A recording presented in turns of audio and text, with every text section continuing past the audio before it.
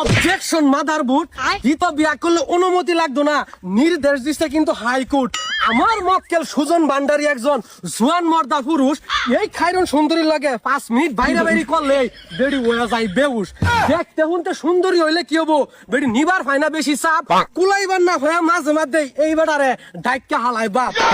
Objection ফেরা বেড়া এইবারে কিন্তু বিশেষ মুহূর্তে পাকি হয় না খারা, নানান জাতির জড়িবটি আর কবিরাজি হালুয়া খেয়া রাত বিরাইতে আমার মক্কেলের উপরে এইবারে পরে জাফায়া বাগেলাহান যাই বেড়া বিলাই হইয়া ফিরে এক বেড়ে সামাল দিবার পায় না, আবার বিয়া বিয়া করে। Order border order.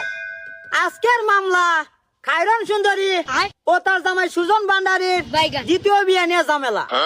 আরে কি আর কইতাম, একটা মাত্র বিয়া কইরা আমি নিজে আছি মহা মুসিবতে, বইরা তেকিল গুতা খাইয়া ঘুরাই বেড়াই পথে পথে। দুঃখের কথা কারে কইয়াম বুঝার মতো নাই কেউ।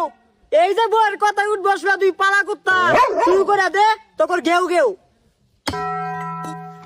ধন্যবাদ মাননীয় বউয়ের গুলাম।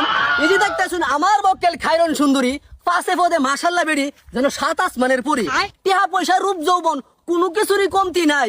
এত সুন্দর বউটা থুয়া এই বেড়া দ্বিতীয় বিয়া করবার চাই, বালা সংসারের মধ্যে আগুন লাগায়া করবার চাইতেছে ক্ষতি।